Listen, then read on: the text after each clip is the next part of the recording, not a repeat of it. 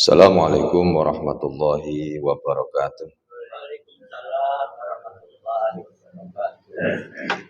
Alhamdulillahi rabbil alamin wa bihi nasta'inu ala umuri dunya waddin wassalatu wassalamu ala asyrafil anbiya wal mursalin wa ala alihi wa sahbihi ajma'in la khawla wa la quwata illa billahil alil azim. Allahumma inna nas'aluka ilman nafi'an wa rizqan thayyiban wa amalan mutaqabbalan. Allahumma inna nas'aluka ilman nafi'an wa rizqan wasi'an wa shifaan min kulli da'in. Bapak Ibu jamaah sholat subuh yang selalu dirahmati oleh Allah Subhanahu wa taala. Kami melanjutkan surat An-Nisa ayat 142 dan 143. A'udzu billahi minasyaitonir rajim. Bismillahirrahmanirrahim. Innal munafiqina yukhadi'una Allah wa huwa khadi'uhum wa idza qamu ila sholati qamu kusala yura'una an-nasa wa la yadhkuruna Allah illa qalila mudhabdhabina baina dzalika la ilaha ula'i wa la ilaha ula wa may yudlilillahu falan tajida lahu sabila. Innal munafikina, sesungguhnya orang munafik itu yukhadi'una, hendak menipu Allah pada Allah, wa huwa khadi'uhum, tetapi Allah lah yang menipu mereka. Wa idza qamu, apabila mereka itu berdiri ila sholati, untuk sholat, qamu, mereka itu lakukan kusala, dengan malas. Yura'unan nasa, mereka itu bermaksud ingin dipuji di hadapan manusia. Wala yadhkurunallaha illa qalila, dan mereka itu tidak mengingat Allah kecuali sedikit sekali. Orang munafik hendak menipu Allah, Pak, karena mereka itu mengira Allah dapat ditipu. Mereka lupa bahwa Allah itu maha mengetahui setiap rahasia dan apa yang tersembunyi. Nah, orang-orang munafiklah yang bodoh, Pak. Apalagi ditambahi dungu. Apalagi ditambahi dengan akalnya sempit. Mereka itu menyangka dirinya itu seperti yang terlihat dalam pandangan kaum muslim dan hukum-hukum Islam secara zahir saja. Mereka pun menyangka keputusan di sisi Allah pada hari kiamat itu seperti yang diperlakukan terhadap mereka di dunia. Ya jenenge menyangka, Pak, ya, menyangka. Kira-kira gitu. Di antara usaha menipu Allah yang mereka lakukan ialah bersumpah palsu kepada Allah bahwa mereka itu beriman. Wah, aku teman-teman iman kok. Ini terjadi pada hari kiamat. Di dalam surat Mujadilah, surat yang ke-58 ayat 18. A'udzu billahi minasyaitonir rajim. Yauma yab'atsuhumullahu jami'an fayakhlifuna lahu kama yakhlifuna lakum wa yakhsabuna annahum ala asyai' ala innahum humul kadzibun. Yauma yab'atsuhumullahu jami'a. Ingatlah pada hari ketika mereka itu semua dibangkitkan Allah. Fayahlifuna lahu, lalu mereka itu bersumpah.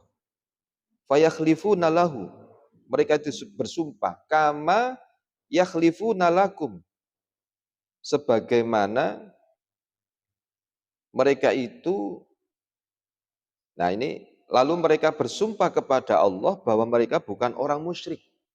Aku ini beriman, bukan orang musyrik. Sebagaimana mereka bersumpah kepadamu. Ya, maksudnya bersumpah kepadamu itu ya di dunia itu. Ya. Wa yaksabuna annahum ala syai', dan mereka menyangka, menyangka lagi Pak, bahwa mereka akan memperoleh suatu manfaat. Ala, ketahuilah, innahum, sak temene wong-wong akeh iku, wong munafik iku gimana? Hum, mereka kadzibuna, orang yang berdusta. Kalau surat Al-Baqarah ayat 9 jelas, yukhadi'unallaha, mereka itu orang munafik menipu Allah, dan bukan menipu kepada Allah saja, walladzina amanu, dan menipu orang yang beriman. Wama, dan tidaklah yakhda'una, mereka itu menipu, illa, kecuali anfusahum, diri mereka sendiri. Wama yash'urun, dan mereka tidak menyadari. Nah itu. Ayat yang berikutnya, wa huwa khadi'uhum, tetapi Allah lah yang menipu mereka. Gimana maksudnya? Sesungguhnya Allah Subhanahu wa ta'ala membiarkan orang munafik itu berkubang dalam kedurhakaan dan kesesatan. Nah, itu yang dimaksud. Allah membiarkan mereka tersesat karena menolak beriman dan lebih memilih kekufuran dan kemunafikan. Nah, penerapan hukum Islam di dunia kepada mereka, nah ini adalah bentuk tipuan untuk mereka dan penangguhan. Penangguhan. Namun pada hari kiamat mereka itu diperlakukan sebagai orang kafir. Berarti kalau di dunia itu hukum Islam di dunia itu bentuk tipuan mereka itu kemudian ditangguhkan. Tetapi diperlakukan nanti di akhirat seperti orang kafir. Bila mereka menginginkan untuk berada bersama kaum muslim, maka Allah akan memisahkannya. Ini di dalam surat Al-Hadid ayat 13-15. Yauma yaqulul munafiquna wal munafiqatu lilladzina amanu unzuruna naktabis min nurikum killarji'u wara'akum fa'altamisu nuran faduriba bainahum bisuril lahu babun batinuhu fihi rahmah wa zahiruhu min kibalil azab. Pada hari orang-orang munafik laki-laki, Pak, dan munafik perempuan. Oh, ada ya. Yo munafik laki-laki dan munafik perempuan. Jelas itu di surat Al-Hadid.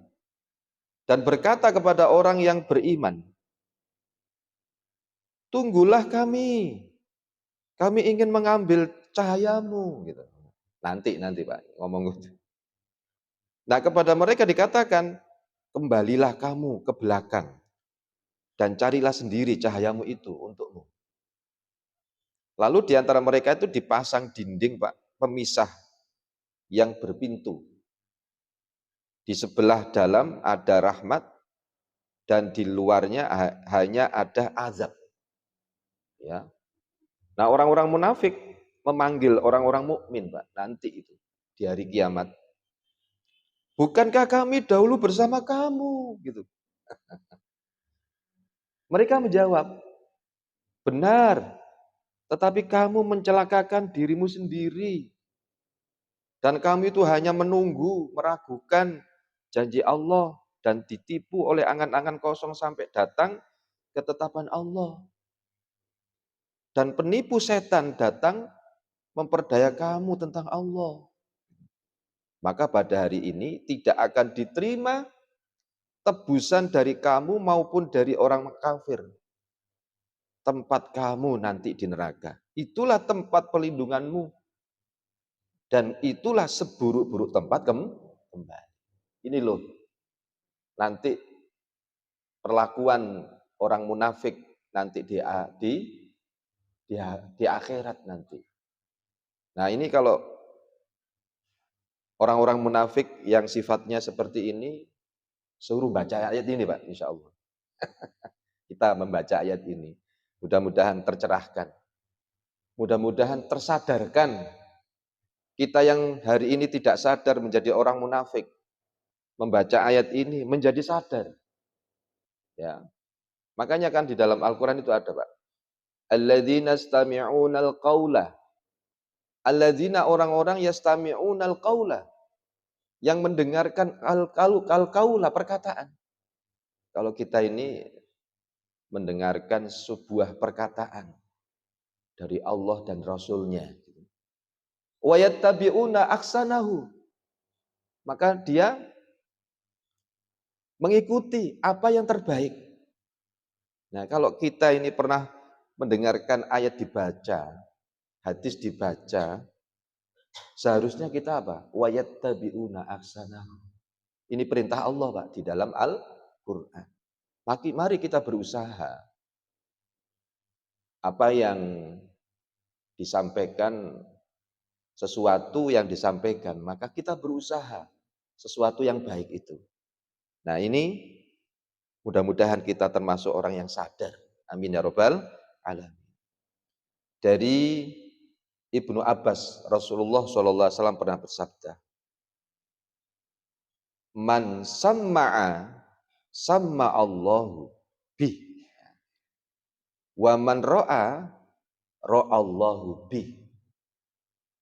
Barang siapa yang memperdengarkan, man, sopone wong, sami'a, samma'a itu memperdengarkan. Kalau sami'a dengar, ini kalau berubah menjadi ditambahi tasdid itu, samma'a.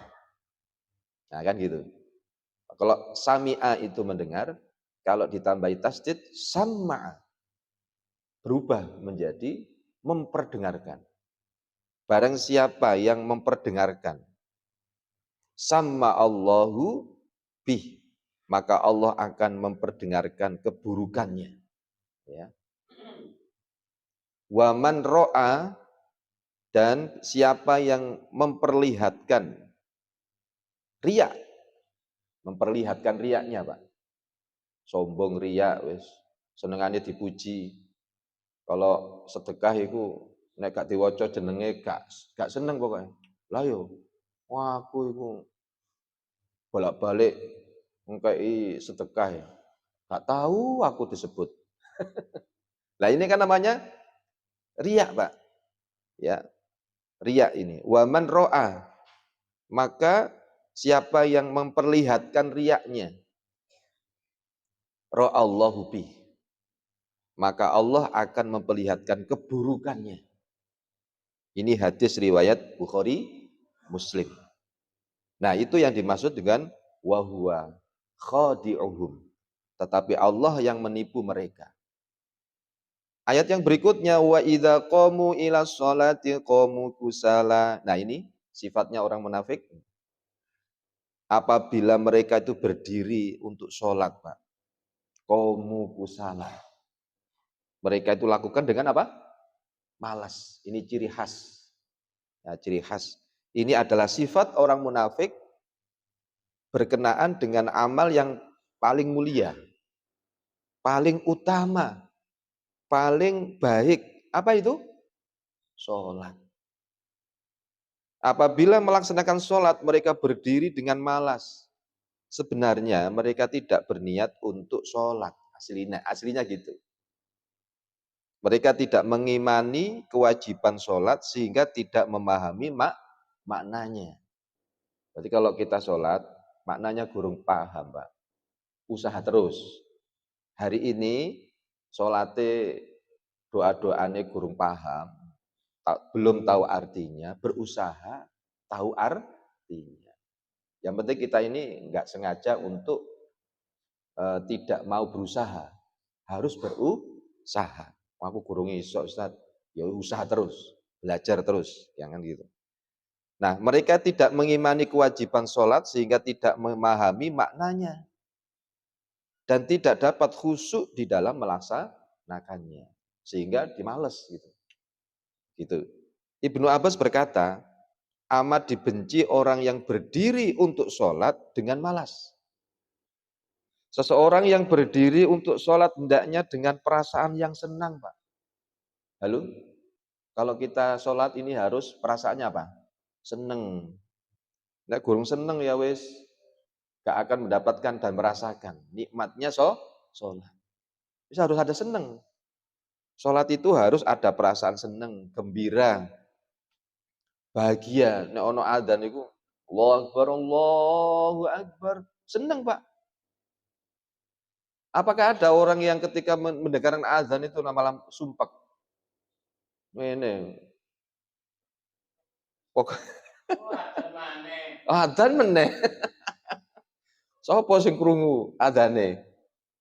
Oh, adzane Pak Mul meneh ngono. Ya kan gitu. Seharusnya tidak seperti itu. Alhamdulillah sudah maghrib. Alhamdulillah asar. Apa meneh Pak Yusuf pas nyetir ya Pak ya. Oh, Pak nyetir ngono iku pas adzan. Allahu Akbar, Allahu Akbar. Pak. Alhamdulillah mampir ya.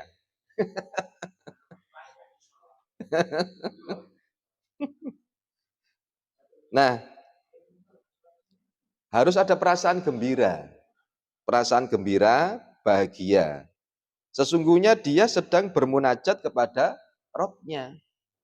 Allah berada di hadapannya untuk mengampuni dosa dan mengabulkan permohonannya. Nah, ini harus paham. Sholat nggak paham seperti ini, seakan-akan sholatnya itu ya merasakan nggak senang gitu.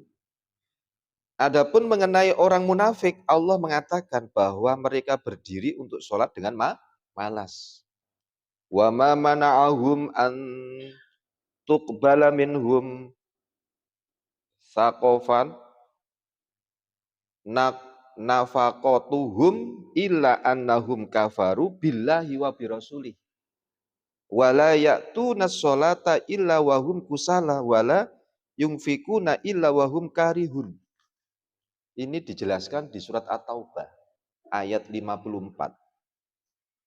Wa ma mana'ahum antuk balaminhum. Dan yang menghalang-halangi infak mereka untuk diterima itu adalah karena mereka kafir, ingkar kepada Allah dan kepada Rasul-Nya. Dan mereka tidak melaksanakan sholat. Melainkan dengan apa? Malas. Aslinya itu nek malas berarti aslinya gak sholat, gitu loh maksudnya. Dan tidak pula menginfakkan harta mereka melainkan dengan rasa enggan terpaksa. Berarti kalau dia infak terpaksa, berarti aslinya gak infak gitu. Halo? Nah, kalau menurut ayat ini Pak, kalau orang malas sholatnya, aslinya nggak sholat itu. Kalau dia infak, kemudian terpaksa, aslinya nggak infak. Gitu. Nah itu. Kemudian yang kedua, orang munafik cirinya, yura'unan nasa, mereka itu bermaksud riak, ingin dipuji di hadapan manusia. Dalam ayat sebelumnya, Allah menyebutkan Pak, sifat zohir orang munafik saat melaksanakan sholat. Berikutnya Allah menerangkan sifat batin. Nah ini sifat batin Pak. Kalau tadi sifat zohir. Ini sifat batin ini.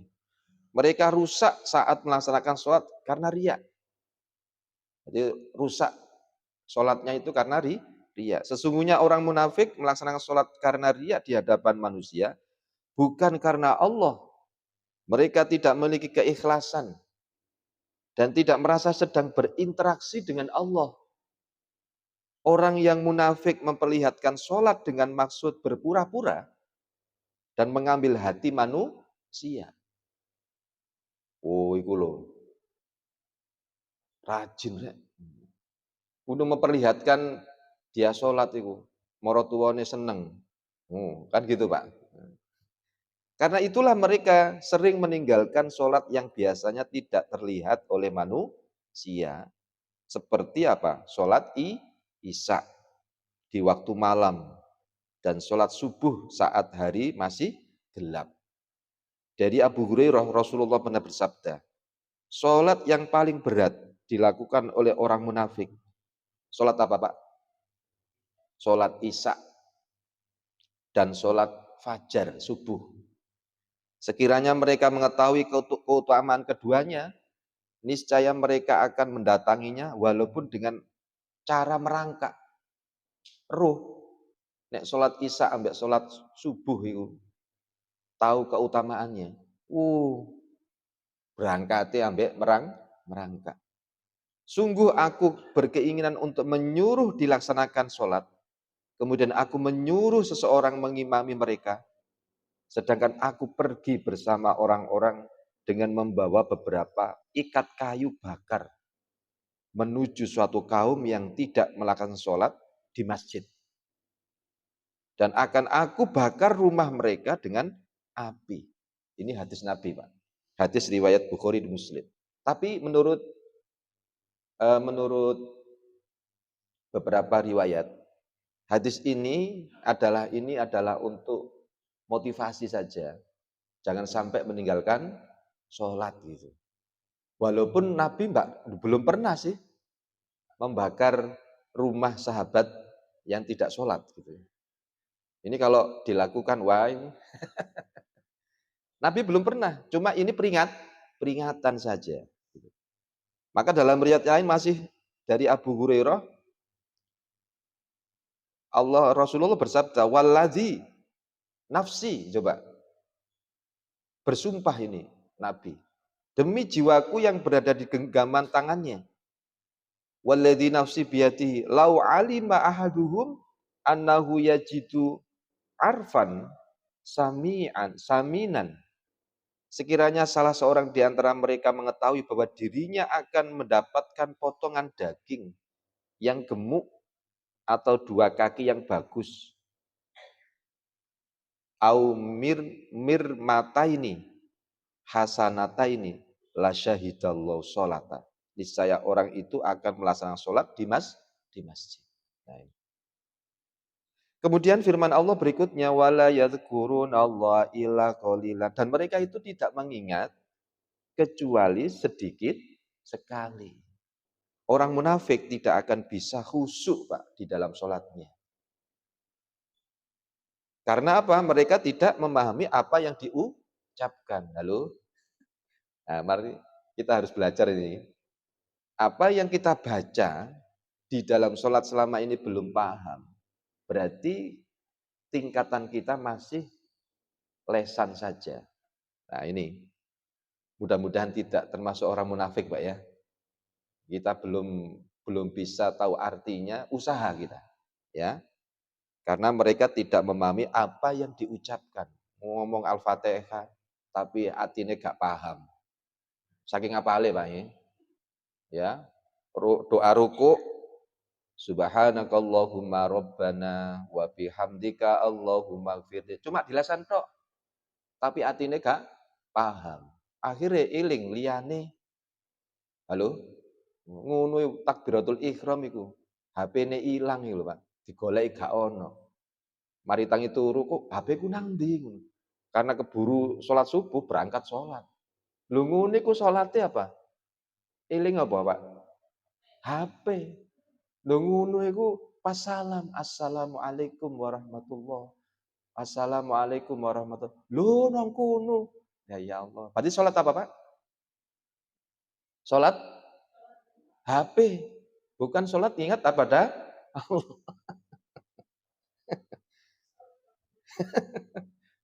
Mari kita introspeksi diri kita, ya. Bahkan mereka itu melaksanakan sholat dengan lalai. Orang munafik itu bermain-main dan berpaling dari kebaikan yang mereka inginkan. Nah itu. Kenapa? Mudzabdzabina baina dzalika la ilaha ulai wa la ilaha ulai. Mereka dalam keadaan ragu, Pak, antara yang demikian iman dan kafir, tidak termasuk kepada golongan ini orang beriman, dan tidak pula kepada golongan itu orang kafir.